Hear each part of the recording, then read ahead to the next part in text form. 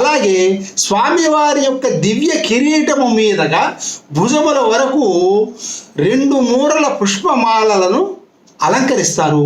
వీటిని శిఖామణి మాలలు అంటారు. అలాగే శ్రీవారి భుజాల నుండి ఇరువైపులా పాదాల వరకు అలంకరించేటటువంటి చాలా పొడవైన మాలలను సాలగ్రామ మాల అంటారు.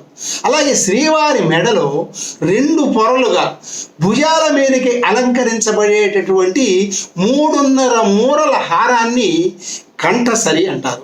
అలాగే వక్షస్థలంలో ఉన్న శ్రీదేవి భూదేవి వీరిద్దరికీ 1.5 మూర కొలతలతో ఉన్న 2 దండలు, అలాగే 1 మూర ఉన్న 2 దండలను శంఖచక్రాలకు అలంకరిస్తారు. అలాగే శ్రీవారి నంద ఖడ్గానికి 2 మూరల పుష్పమాలికలను చక్కగా అలంకరిస్తారు. వీటిని కంఠారి సరం అని కూడా అంటారు.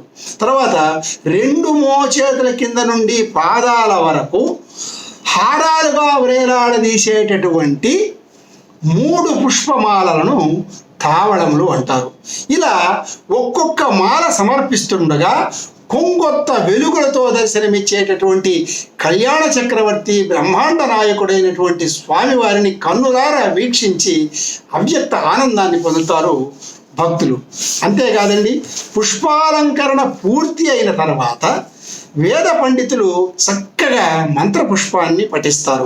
ఆ తర్వాత ధూప దీప నైవేద్యములతో నక్షత్ర హారతులతో స్వామివారిని చక్కగా సేవిస్తారు అందరూ. శ్రీవారికి ఆ తర్వాత ఇచ్చేటటువంటి కర్పూర ఆనంద నీరాజనము కన్నుల పండుగగా ఉంటుంది.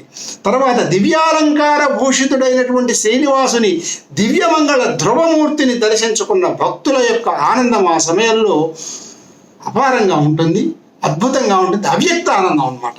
అలాగే అర్చక స్వాముల నుండి చివరగా శఠారి తీసుకొని ఆనంద నిలయం నుండి ప్రదక్షిణ మార్గంలో భక్తులు వెలుపలికి వెళతారండి.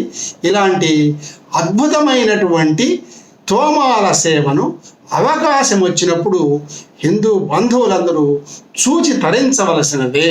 ఓం నమో వెంకటేశాయ.